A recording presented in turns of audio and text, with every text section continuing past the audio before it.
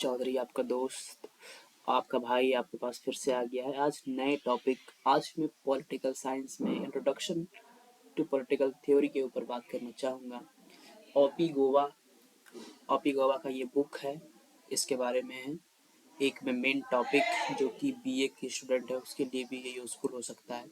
Semester 2 में debate on the decline of political theory के ऊपर काफ़ी प्रश्न पूछे जाते हैं और ये हमारे लिए समझना भी आवश्यक है कि क्या है debate decline of political theory. मतलब जो भी पॉलिटिकल थ्योरी है उसका जो भी डिक्लाइन हुआ है उसके ऊपर जो आदमी डिबेट किया है वो सब उसके ऊपर वो लोग क्या तर्क वितर्क रखे हैं, आइए उनके बारे में कुछ बातें जानने की कोशिश करते हैं साथ में। तो सबसे पहले अगर देखें बुक के अनुसार तो political theory implies an intellectual effort to attain the systematic knowledge about the goals and method of politics. तो कहा जाता है कि पॉलिटिकल थ्योरी को इंटेलेक्चुअल एफर्ट का जरूरत पड़ता है।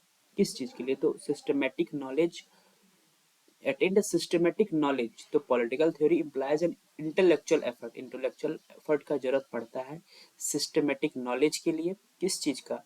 गोल्स और मेथड ऑफ पॉलिटिक्स। तो पॉलिटिक्स सब चीज, कोई भी चीज का जो भी पढ़ाई होता है उसके पीछे कोई ना कोई गोल होता है और उसकी कोई ना कोई प्रक्रिया विधि समझने का कोई तरीका होता है। तो intellectual effort, systematic knowledge to attend systematic मतलब पारंपरिक तरीके से समझा हुआ चीज, सिस्टमैटिक तरह पूरा तरीके से उसको एक एक बात को समझा हुआ क्लासिफाइड तरीके से समझने के लिए इंटेलेक्चुअल एफर्ट चाहिए होता है। किस चीज के लिए? तो गोल्स, पॉलिटिकल थ्योरी का क्या गोल है, मतलब क्या लॉन्ग टर्म में वो, क्या फ्यूचर में वो क्या करना चाह रहा है, उसका मेन एम क्या है। ऐसा बात कि पॉलिटिकल थ्योरी का मेन एम क्या है उसको समझने के लिए इंटेलेक्चुअल एफर्ट चाहिए होता है। And method of politics. अब देखिए मेथड ऑफ पॉलिटिक्स के अंदर क्या आता है मेथड ऑफ पॉलिटिक्स मतलब क्या? मेथड ऑफ पॉलिटिक्स का मतलब क्या होता है, ये थोड़ा इसको समझने की कोशिश करते हैं यहाँ से। मेथड ऑफ पॉलिटिक्स के माध्यम से क्या बताना चाह रहा है ये? तो देखिए सबसे पहले क्या क्या चीज आता है। देखिए डिप्लोमेसी, डिप्लोमेसी इसके अंदर एक तरह का चीज है, the art of negotiation and managing the international relations. अब पॉलिटिक्स का मेनली काम क्या है? काम है कि एक अच्छा सुधरा हुआ एक जीवन देने का। तो उसके लिए हमें अपने अगल बगल के इंटरनेशनल रिलेशंस को कैसे रखना है, उसमें कैसे नेगोशिएट करना है, ये एक तरह का आपका मेथड है पॉलिटिक्स का। लॉबिंग, लॉबिंग क्या करना चाहता है? Influencing law makers and officials to enact और रिजेक्ट लेजिस्लेशन। देखिए लेजिस्लेशन को तो क्या कह रहा है कि influencing law maker and officials to enact और रिजेक्ट लेजिस्लेशन। तो एग्जांपल है इसका किस तरह का, interest group advocating for policy changes. अब देखिए कि लॉ मेकर्स एंड उनके जो ऑफिशियल्स हैं उनको जो भी लेजिस्लेशन में जो जो तरह का कानून पास होता है अगर वो पब्लिक इंटरेस्ट के अंदर नहीं आ रहा है तो उसको मतलब कैसे देखा जाए। मतलब अगर देखिए लेजिस्लेशन भारत में तीन तरह का काम करने का तरीका है। एक तो होता है एग्जीक्यूटिव, एक होता है लेजिस्लेटिव और एक होता है जुडिशरी सिस्टम।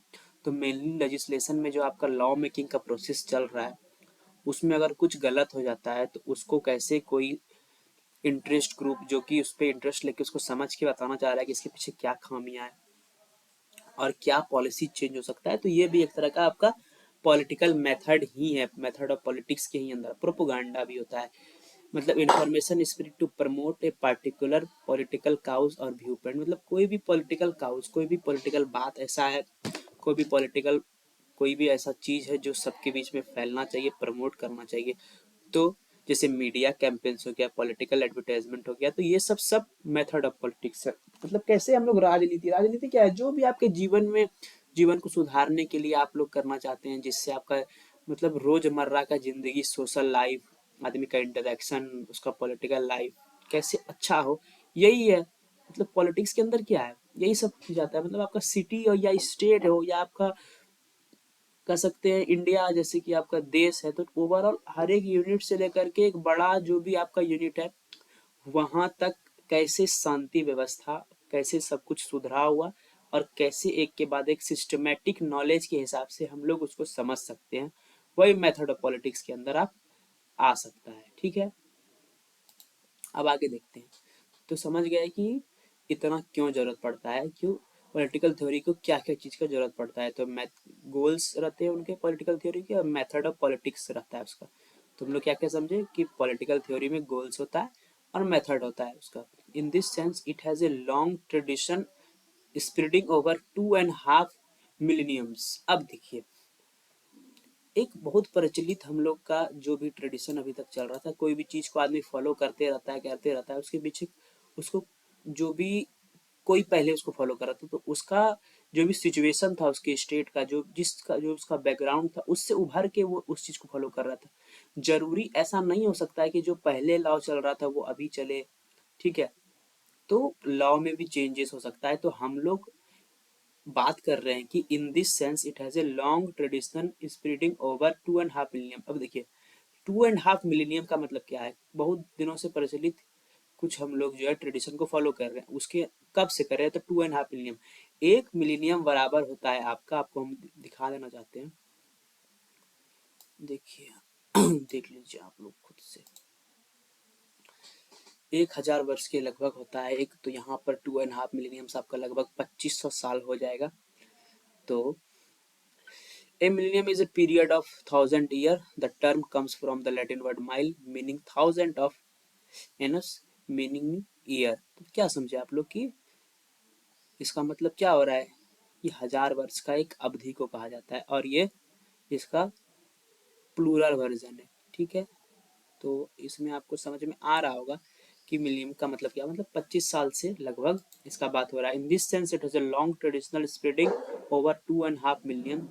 हाउएवर, तो इसका मतलब क्या हुआ, in this in mid 20th century. अब ये बात कर रहा है कब का, तो 20वीं सदी का बात कर रहा है, 20वीं सदी के बीच का बात कर रहा है, मतलब लगभग 1950 के आसपास का वो बात कर रहा है। और इन द मिड 20th सेंचुरी, मतलब कि 20th सेंचुरी मतलब 1900 से लेकर के 2000 तक का ये बात कर रहा है, और उसके बीच में ये मिड का बात कर रहा है। मिड मतलब क्या हो गया, उसके बीच का पीरियड हो गया। समझ रहे होंगे आप लोग कि ये लोग क्या बोलना चाह रहा है, ये बोल रहा है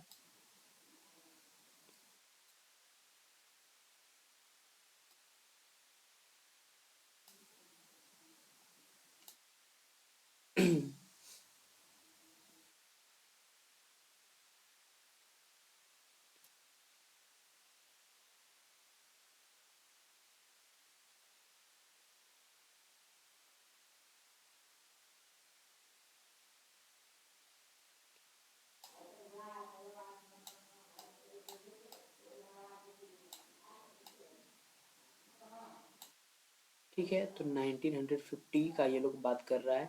2000 इसके 50 साल बाद आएगा, उसके बाद 2001 आएगा, 2002 आएगा, 2003 आएगा, 2005 आएगा। तो इस तरह से वो क्या बोल रहा है कि, और इधर क्या आएगा, मान लीजिए अगर आप शुरू से पूरा ओवरऑल देखना चाहते हैं,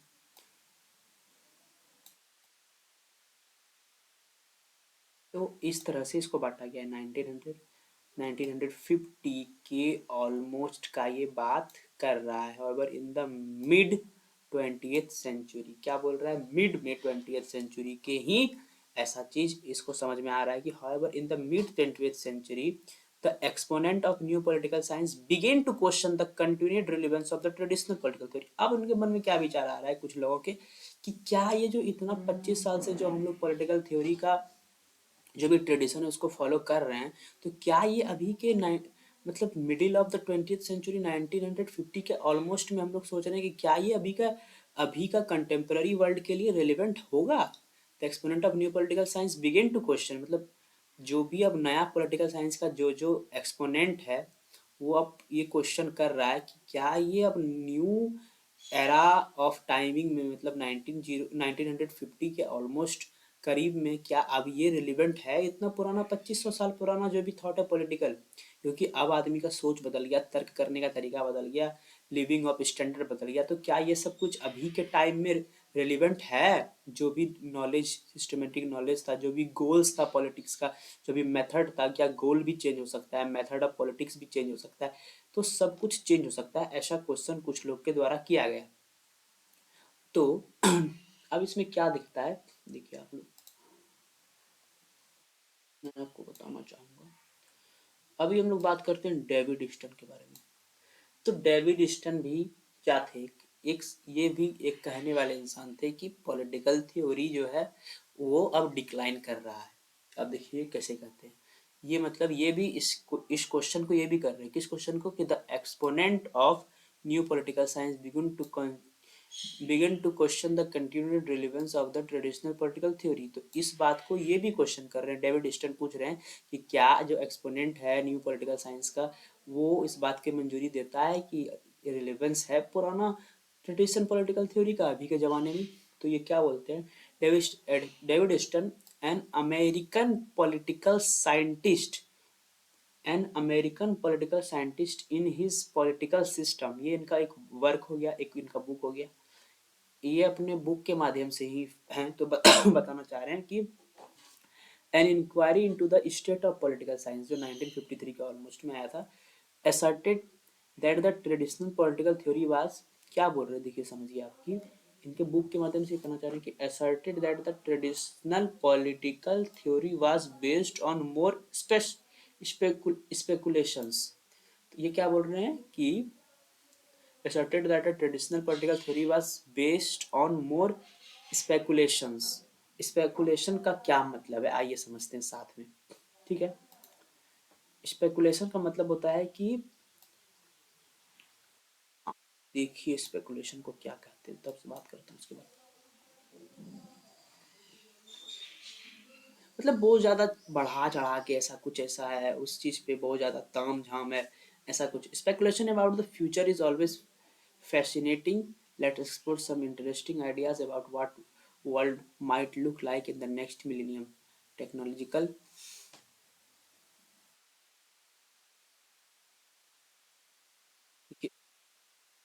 जो है मीनिंग, ये पॉलिटिकल टर्म में नहीं है, इसको पॉलिटिकल टर्म में पूछना होगा।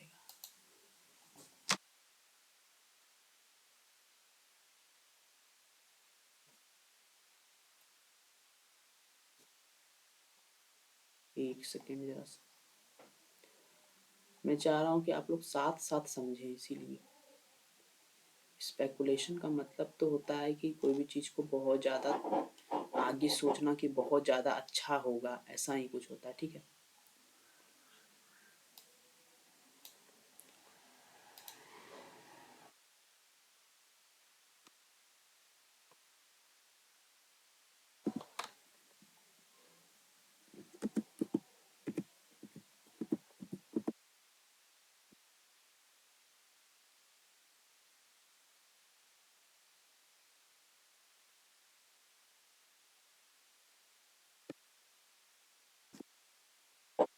देखिए, a political term speculation refers to the process of forming theories, hypotheses, or predictions about the future political events, actions, or development based on available information, trends, or pattern that include। मतलब अभी का कुछ चीज आपको पता है, उसको सोच करके आप फ्यूचर के बारे में कुछ अच्छा बोल रहे हैं, मतलब refers to the process of forming theory, मतलब अभी का सोच के बाद में आप थ्योरी बना रहे हैं, हाइपोथेसिस दे रहे हैं कि डेवलपमेंट होगा, एक्शन और development based on the available information, मतलब जो आपको पता है उसके हिसाब से आप जो भी डेवलपमेंट होगा उसके बारे में बात करें। तो क्या बोल रहा है कि asserted that the traditional political theory was based on mere speculations। अब देखिए ये mere speculation का क्या मतलब है, ओवरऑल आप समझिए अब बात को।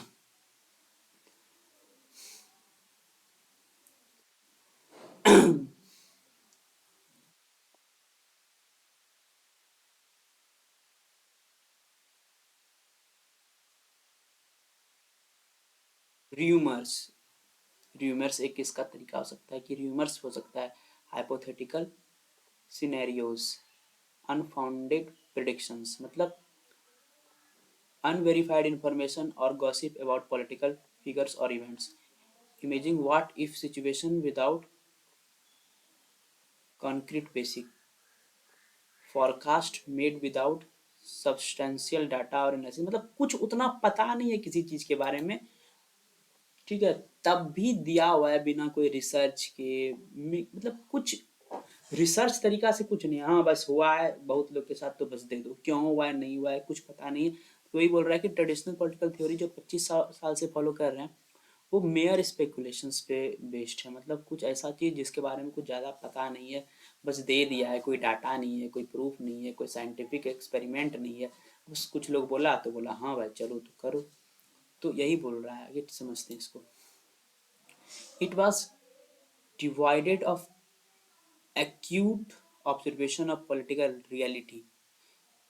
It was devoid of acute observation of political reality. अब देखिए इसका मतलब क्या होता है।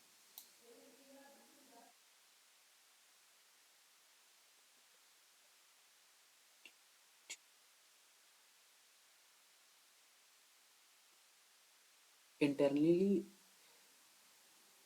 the term devoid means entirely lacking or free from something. For example, if we say devoid of emotion, it means completely lacking emotions. मतलब समझे, ये डिवाइड था, मतलब it was divide of acute observation of political reality. Political reality के observation से ये बहुत ज़्यादा पीछे था।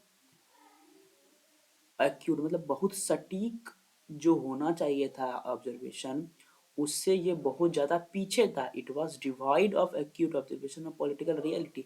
पॉलिटिकल रियलिटी के ऑब्जर्वेशन जो कि एक एक्यूट ऑब्जर्वेशन, एक सटीक, एक कॉन्क्रीट ऑब्जर्वेशन, फैक्ट्स को लेके चलना था, उससे ये बहुत ज़्यादा पिछड़ा हुआ था। क्या? तो ट्रेडिशनल पॉलिटिकल थ्योरी। तो इस लाइन से आप क्या समझ रहे हैं कि it was divide of acute observation of political reality. समझ में आ गया होगा आपको कि ये बहुत ज्यादा पीछे था पॉलिटिकल रियलिटी के। It was divide, it was divide of acute observation of political reality. It was divide of acute, ये बहुत ज़्यादा पीछे, इट वॉज डिवाइड बहुत ज़्यादा पीछे था एक्यूट ऑब्जर्वेशन के, किसके? पॉलिटिकल रियलिटी के। पॉलिटिकल रियलिटी में जो भी एक सटीक ऑब्जर्वेशन होना चाहिए था वो इससे बहुत पीछे था ट्रेडिशनल पॉलिटिकल थ्योरी, ऐसा डेविड स्टर्न के बुक में इन पॉलिटिकल सिस्टम में इनका कहना था। ठीक है। In order to lay scientific foundation of the study of politics, it was necessary to rescue it from the study of classic and the history of political ideas in order to lay scientific foundation। अब ये बोल रहे हैं कि new जो political theory होगा उसमें scientific foundation लाना चाहिए। तो साइंटिफिक फाउंडेशन का नींव डालने के लिए, स्टडी करने के लिए scientific foundation, in order to lay scientific foundation of the study of politics, मतलब स्टडी पॉलिटिक्स का स्टडी करने के लिए जो साइंटिफिक फाउंडेशन का नींव रखेंगे तो उसके लिए क्या आवश्यकता था? तो it was necessary to rescue it from the study of classic and the history of political ideas. तो पॉलिटिकल आइडियाज के मतलब पीछे का चीज जो भी था उसको अच्छे तरीका से अध्ययन करना जरूरी था, साइंटिफिक फाउंडेशन रखने के लिए स्टडी ऑफ पॉलिटिक्स का। Easton argued that the traditional political theory was the product of the turmoil that characters, देखिए ये वर्ड जो है आप टर्मोइल, अब इसका मीनिंग समझने के लिए देखना होगा। Easton argued that the traditional political theory was the product of turmoil that characterized the past ages। ठीक है। अब देखिए इसका मतलब क्या होता है, आपको समझ में आएगा। 2 मिनट का मतलब क्या होता है? Refers to a state of great disturbance, confusion, or uncertainty. In political context, turmoil can manifest in various ways: unrest and protests, when citizens are unhappy with the government of political decisions, leading to large-scale demonstration and sometime violence; government instability, frequent changes in leadership, political parties, or government structures। तो David Easton कहना चाहते हैं कि argue किया उन्होंने कि traditional political theory जो है वो बहुत ज़्यादा वो प्रोडक्ट है टर्मोइल का, जो कैरेक्टराइज्ड किया पास्ट एज को। मतलब बहुत ज़्यादा तभी दिक्कत था, करप्शन था, अनसर्टेनिटी था गवर्नमेंट में, पीपल प्रोटेस्ट था, सिविल वॉर था, मतलब इस तरह कंडीशन था कि किसी को किसी पे विश्वास नहीं था। तो उस स्थिति में ही वो जो पहले का ट्रेडिशनल पॉलिटिकल थ्योरी है उसका फॉर्मेशन, उसका फाउंडेशन हुआ था। कोई साइंटिफिक एविडेंस या कोई क्लासिक हिस्ट्री को पढ़ के कुछ कोई नहीं किया था, बस जो उसको सिचुएशन दिखा, इनस्टेबिलिटी दिखा, उस हिसाब से वो अपना ट्रेडिशन बना लिया स्टडी ऑफ पॉलिटिक्स का। तो इसी चीज़ के ऊपर एस्टर्न कहते हैं कि अब जो नया समय आ गया है तो इस समय ये टर्मोइल बन गया है, जो पहले का टर्मोइल था उसको नहीं फॉलो करना है। तो उसके बाद it particularly flourished in Greece in pre-Plato days, Italy in the 15th century, England in the 16th and 17th century, or France in the 18th century, which were the days of widespread social and political upheaval। तो ये कहता है कि ये सब पुराना चीज है, पुराना समय में, जिस समय प्री प्लेटो, प्लेटो के भी ऊपर, मतलब ऑलमोस्ट 345 बीसी सबसे 400 बीसी सबसे भी ऊपर का समय का ये सब चीज है। इटे इटली का 15 सेंचुरी का चीज है, इंग्लैंड का 16 सेंचुरी और फ्रांस इन 18 सेंचुरी, मतलब ग्रीस में। It particularly flourished in Greece in pre Plato days. तो ग्रीस में ये सब चीज जो ट्रेडिशनल पॉलिटिकल थ्योरी है वो फ्लरिश्ड हुआ है प्री प्लेटो डेज में। इटली में हुआ है 15 सेंचुरी में, इंग्लैंड में हुआ है 16th में एंड 17th सेंचुरी, और फ्रांस में आपका हुआ है, फ्रांस में आपका हुआ है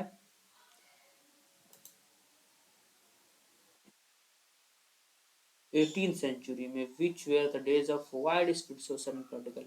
उस समय में बहुत बड़े स्तर पे सोशल और पॉलिटिकल अपहेवल था, मतलब कि बहुत ज़्यादा दिक्कत का समय था, बहुत ज़्यादा परेशानी कठिनाई का समय था, जो सभी सब कुछ समझने में ही सबको समय लग जाता था कि क्या हो रहा है, कैसे किस तरह को सोचें, क्या करें। आइए आप लोग इसका एक बार मतलब पूरे तरीके से देख लीजिए, तब आपको और भी अच्छा लगेगा।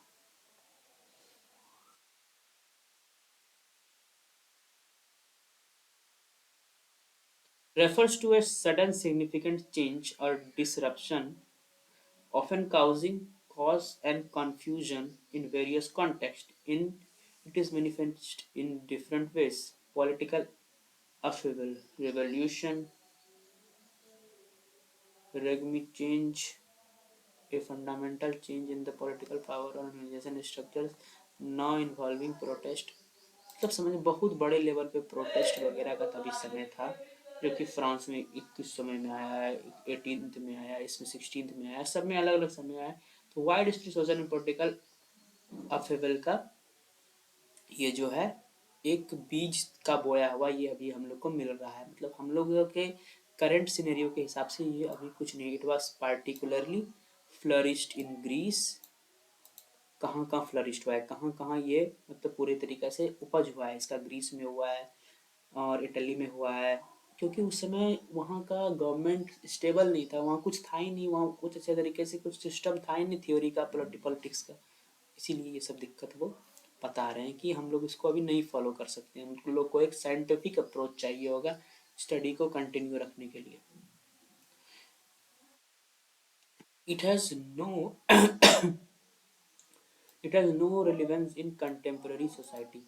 अभी का जो कंटेम्प्रेरी सोसाइटी है प्रेजेंट टाइम का, उसके लिए ये सब जो बात पहले हुआ है प्री प्लेटो डेज, इटली में 15th में, इंग्लैंड में 16th में, 17th में, फ्रांस में 18th में, ये जो wide spread social and upheaval का ही ये सब प्रोडक्ट है, ना कि कोई साइंटिफिक और ट्रेडिशनल स्टडी जो किया गया है वो उसमें कोई क्लासिक मेथड को नहीं अपनाया, मतलब बस रख दिया अपना सिचुएशन के हिसाब से, उसी को हम लोग फॉलो कर रहे हैं। हम लोगों का लिए अभी ये रेलेवेंट नहीं है। तो एस्टन और क्या कहते हैं उसको समझते हैं आगे। Easton also pointed out that there has been no outstanding political philosopher after Marx and J S Mill. तो ये इन दोनों के बारे में बात करते हैं कि इन दोनों के बाद कोई अच्छा बहुत बड़े स्तर पे आने वाला मार्क्स और जेएस मिल के अलावा कोई पॉलिटिकल फिलोसफर था नहीं। तो I live parasitically on a century old ideas। तो हम लोग क्यों किसी भी बहुत पुराने parasitically मतलब किसी के अंडर रहना, किसी को बिना कुछ दिए, मतलब हम लोग क्यों उसके अंडर आइडिया के अंदर हम लोग अभी रहें, जबकि हम लोग के लिए वो रेलेवेंट ही नहीं है अभी, जो कि बहुत पुराना ओल्ड आइडियाज है, तो हम लोग उसके क्यों रेलेवेंट में रहें। तो ऐसा इसका कहना था, ठीक है। तो Easton argued that while economists and sociologists had produced a systematic study of human behavior in their respective spheres of investigation, political scientists had lagged behind। तो क्या कहना है इसका? Easton argued that while economists and sociologists had produced a systematic, तो systematic study अलग अलग क्षेत्र में शुरू हो गया था होना, जैसे कि इकोनॉमिस्ट, सोशियोलॉजिस्ट अपना systematic study of human behaviour को जो है ला चुके थे, मतलब ह्यूमन बिहेवियर को समझने के लिए उन लोगों का एक समझा पढ़ा हुआ नॉलेजेबल इंटेलेक्चुअल तरीका था सिस्टमेटिक वे से, इकोनॉमिस्ट का, सोशियोलॉजिस्ट का, in their respective spheres of investigation, अपने जो भी शोध उन्होंने किया था, जो भी उन्होंने सर्च किया था, उन्होंने उनको मिल गया सिस्टमेटिक तरीका आदमी के बिहेवियर में। Political scientist has lagged behind. अब लेकिन पॉलिटिकल साइंटिस्ट जो थे, जब पॉलिटिक्स के ह्यूमन बिहेवियर को पढ़ रहे थे, ह्यूमन बिहेवियर में कैसे पॉलिटिक्स का क्या रोल है, वो इसमें बहुत ज़्यादा पीछे रह गए। They failed to acquire suitable research tools to account for the rise of fascism और कम्युनिज्म एंड देयर कंटिन्यूस, मतलब वो फेल हो गए इस चीज़ को रिसर्च करने में कि फेसिज्म जो है, कम्युनिज्म है, इसको कंटिन्यू रखें या क्या करें, क्यों इसका जन्म हुआ था, ये सब चीज़ बताने में ये सब पीछे रह गए। कौन पीछे रह गए? तो पॉलिटिकल साइंस। तो क्यों हुआ था ऐसा, फेसिज्म क्यों हुआ था, कम्युनिज्म क्यों हुआ था, इसका कंटिन्यूएंस था कि नहीं, कितना दिन तक था, क्यों रहा, वो सब बताने में एक सिस्टमेटिक तरीका से फेल हो गया पॉलिटिकल साइंटिस्ट, ऐसा कहना था एस्टन का। Again, during the Second World War, 1939 to 45, economist, sociologist and psychologist. तो अब जब वॉर का समय आता है, सेकेंड वर्ल्ड वॉर, तो वॉर में पॉलिटिक्स का तो बहुत ज़्यादा यूज होता है, तो इकोनॉमिस्ट, इकोनॉमिक्स का भी यूज होता है, सोशियोलॉजिस्ट एंड साइकोलॉजिस्ट। तो पॉलिटिकल साइंटिस्ट को छोड़ के ये तीनों क्षेत्र के जो भी लोग थे, इकोनॉमिस्ट जो थे, सोशियोलॉजिस्ट जो थे और साइकोलॉजिस्ट जो थे, जो कि अलग अलग क्षेत्र में काम कर रहे थे, वो बहुत ज़्यादा एक्टिव रोल प्ले करते हैं। वो बहुत ज़्यादा सोच समझ के कोई भी चीज़ अपना साइंटिफिक वे में, या कोई भी कैलकुलेशन का, कोई भी फैक्ट या कोई भी क्लासिकल हिस्ट्री को पढ़ के, समझ के, उसके साथ करंट रिलेवेंस रख करके ऐसा आइडिया सुझाव करते थे। इकोनॉमिस्ट हो गया, सोशियोलॉजिस्ट हो गया, साइकोलॉजिस्ट हो गया, जो कि तभी का बहुत ज़्यादा सिचुएशन जो वर्ल्ड वॉर 2 के टाइम था, उसको ये लोग बहुत ज़्यादा प्रिडिक्ट कर पाते थे और डिसीजन को बहुत ज़्यादा मेक कर पाते थे। They had played an active role in decision making process, but लेकिन ये लोग डिसीजन मेकिंग प्रोसेस में काम तो आ गए, लेकिन political scientist were ignored. Political scientist को उतना महत्व नहीं दिया गया उस समय, क्योंकि कोई इनके पास रेलेवेंस नहीं था। ये लोग पुराने वही 2500 साल पहले का जो भी चीज़ था उसको बोलते थे बिना किसी तत्व की। तो ट्रेडिशनल पॉलिटिकल थ्योरी को तभी के टाइम में रिलेवेंट रखने का कोई सिस्टम नहीं बन पा रहा था, क्योंकि ये ना जो मिड ऑफ 20th सेंचुरी था, इस समय बहुत ज़्यादा उथल पुथल था और इस समय कोई भी पॉलिटिकल साइंटिस्ट का बात से उतना ज़्यादा उसको इन्फ्लुएंस नहीं मिलता था। तो ईस्टर्न कहते हैं therefore appealed for building up a behavioural political science. अब बोल रहा है क्या कि ईस्टर्न क्या बोल रहा है कि अपील करते हैं कि बनाओ building up a behavioural political science. Behavioural political science मतलब आदमी के ह्यूमन बिहेवियर के ऊपर एक पॉलिटिकल साइंस होना चाहिए कि वो किस सिचुएशन में कैसा बिहेव करता है, closer to other social sciences, जो कि अदर सोशल साइंसेस के थोड़े बहुत क्लोज ही होगा। जो भी और सोशल साइंस एसएससी में जो भी हम लोग पढ़ते हैं, मॉरल साइंस हो गया, हिस्ट्री हो गया, इकोनॉमिक्स हो गया, उसी के अंदर ये सब चीज़ के अंदर ही हमको एक बिहेवियरल पॉलिटिकल साइंस को रखना चाहिए, जो कि पॉलिटिकल साइंटिस्ट कभी नहीं रख पाए। To take its due place in the decision making process, अब इसका क्या यूज होगा, इसका यूज होगा डिसीजन मेकिंग प्रोसेस में। जो भी लोग पॉलिटिकल फील्ड में काम कर रहे होंगे उसको इस बिहेवियरल पॉलिटिकल साइंस को समझने के बाद, कुछ ह्यूमन बिहेवियर को रीड करने के बाद पता चल पाएगा, जो कि ट्रेडिशनल से बहुत ज़्यादा अलग होगा। तो आदमी इस पर समझ पाएगा कि ह्यूमन कैसे रिएक्ट करेंगे और डिसीजन कैसे मेक करेंगे। तो ये काफ़ी ज़्यादा इन्फ्लुएंस कर सकता है अगर ऐसा कुछ हो जाता है। तो ऐसा एस्टल का कहना है। तो बिहेवियरल पॉलिटिकल साइंस के बहुत ज़्यादा सपोर्टर बन जाते हैं। यहीं से बिहेवियरलिज्म का भी जन्म होता है, आगे देखेंगे हम लोग। Suggested that while traditional political theory was primarily concerned with evolving suitable values for society, modern political science need not make efforts in this direction। तो क्या करना है कि ट्रेडिशनल पॉलिटिकल थ्योरी जो था वो, उसका मेन उद्देश्य था, वो किस चीज़ पे ज़्यादा काम करता था, वो evolving suitable values for society. सिर्फ वैल्यूज़ का बात करता था कि हाँ मेरा इसका ये वैल्यू है, इसका वो वैल्यू है। वैल्यूज़ पे बात कर रहा है, ह्यूमन का क्या वैल्यू होना चाहिए, क्या करना चाहिए, क्या नहीं करना चाहता। जबकि मॉडर्न पॉलिटिकल साइंस में कोई ज़्यादा ऐसा एफर्ट का काम नहीं है कि वैल्यू खोजो, वो अपने आप काम करेगा। कैसे? ही believe that value represent individual. इनका कहना था कि वैल्यू प्रत्येक आदमी को या ग्रुप के प्रेफरेंस को दिखाता है, रिलेट करके social condition in which they are evolve developed. मतलब जिस सिचुएशन में लोग डेवलप करते हैं या उनका ग्रुप डेवलप करता है, उसी को देख करके वो अपना वैल्यूज बना लेते हैं। तो ये जरूरी नहीं है कि वैल्यू खोजो क्या है सोसाइटी में, ये जरूरी है कि नया तरीका खोजो, वैल्यू खुद ब खुद समझ में आ जाएगा। Modern political scientist need not make effort in this direction. वो बोल रहे हैं कि डायरेक्ट बिहेवियरलिज्म पे जाओ, बिहेवियर समझो, खुद ब खुद वैल्यूज समझ में आ जाएगा। और ट्रेडिशनल क्या थे कि वैल्यूज पे ज़्यादा अपना रखते थे कि वैल्यू तो होना ही चाहिए सोसाइटी में कुछ ना कुछ। ही believe that values represent individual. ठीक है, इतना समझ में आ गया आपको। कंटेम्पररी सोसाइटी मतलब अभी के समय का जो सोसाइटी है, would evolve in its own value system from its own experience and insights. मतलब अभी का जो कंटेम्प्रेरी सोसाइटी है वो खुद अभी का वैल्यू सिस्टम बना लेगा अपना एक्सपीरियंस से। हम लोग अगर सिर्फ बिहेवियर को समझ जाए तो हम लोग वैल्यू को प्रिडिक्ट कर सकते हैं, तो आगे का डिसीजन मेक कर सकते हैं। ऐसा कहना था स्टन का। तो political scientist should not focused on building casual theory. तो पॉलिटिकल साइंटिस्ट को फोकस नहीं करना चाहिए थ्योरी बना। Political scientist should not only focus on building casual theory.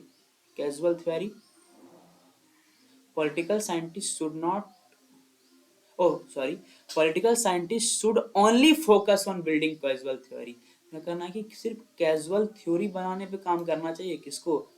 Political scientist को, to explain political behaviour. Political behaviour को समझने के लिए पॉलिटिकल साइंटिस्ट को पॉलिटिकल बिहेवियर समझने के लिए कैजुअल थ्योरी बनाना चाहिए। और पहले के टाइम में सिर्फ वैल्यूज पे ही फोकस था सब कोई, लेकिन बोल रहा है कि ये करेंगे तो खुद का प्रेजेंट सिनेरियो का वैल्यूज खुद ब खुद समझ में आ जाएगा और वो अपने एक्सपीरियंस से खुद का वैल्यू बना लेंगे। वैल्यू मतलब जो भी सोसाइटी में अलग अलग काम करने के लिए जिसको क्या करना चाहिए, नहीं करना चाहिए, क्यों करना चाहिए, क्यों नहीं करना चाहिए, क्या अच्छा है, क्या बुरा है, किसका क्या होना चाहिए, नहीं होना चाहिए, वो सब करंट सिनेरियो के हिसाब से खुद ब खुद बनता चला जाएगा अगर हम लोग बिहेवियरलिज्म को समझ लें।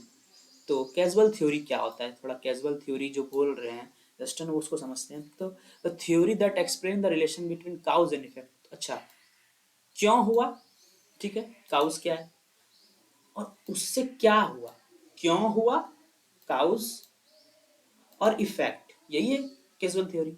इन अदर वर्ड्स, दूसरे शब्दों में अगर हम ये लोग इसको समझना चाहें तो क्या हो सकता है? It inquiries into the cause of what happened. Cause of what happened, क्या हुआ, क्या हुआ या क्या होता है। एंड एंटिसिपेट्स और समझता है और कैलकुलेट करता है दिमाग में और आगे कुछ समझ फ्यूचर को कि what will happen if certain cause is present. आगे ऐसा क्या, मतलब what will happen if certain cause is present, अगर वही चीज फिर से प्रेजेंट होता है तो आगे क्या होगा। तो क्या समझ में कि कैजुअल थ्योरी बनाने के बारे में कौन आपका जोर दे रहे हैं?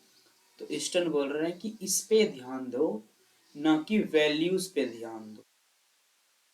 ईस्टर्न का मॉडर्न पॉलिटिकल थ्योरी के ऊपर इनका यही सोच था, जो कि मिड ऑफ 20th सेंचुरी में इवॉल्व हुआ है। However, Aston changed his view after 1.5 decades. अब देखिए क्या होता है कि लगभग 5-10 साल बाद एस्टन अपना खुद के विचार को खुद से ही कंट्राडिक्ट कर देते हैं और चेंज कर देते हैं.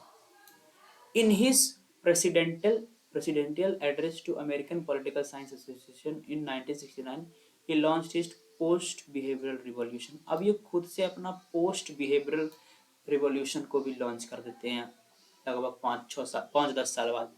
In fact, Ashton was trying to convert political science from pure science to applied science. अब वो बोल रहे हैं कि प्योर साइंस के ऊपर नहीं काम करने.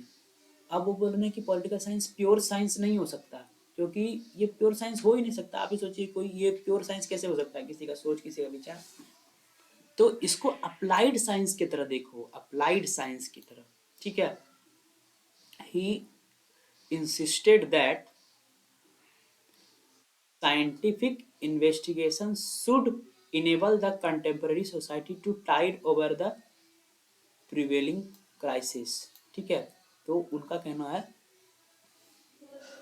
ही इंसिस्टेड दैट, उन्होंने बहुत ज़्यादा जोर दिया इस बात पे कि साइंटिफिक इन्वेस्टिगेशन को इनेबल करना चाहिए कंटेम्प्रेरी सोसाइटी को, कि हम लोग कैसे किसी प्रिवेलिंग क्राइसिस, जो भी क्राइसिस आने वाला है, उससे कैसे छुटकारा पाएँ, इसके ऊपर काम करना चाहिए. जैसे कि सुखमरी सुखमरी सॉरी भुखमरी पड़ गया, भूखमरी हो गया, कोई और पॉलिटिकल सिविल वॉर हो गया.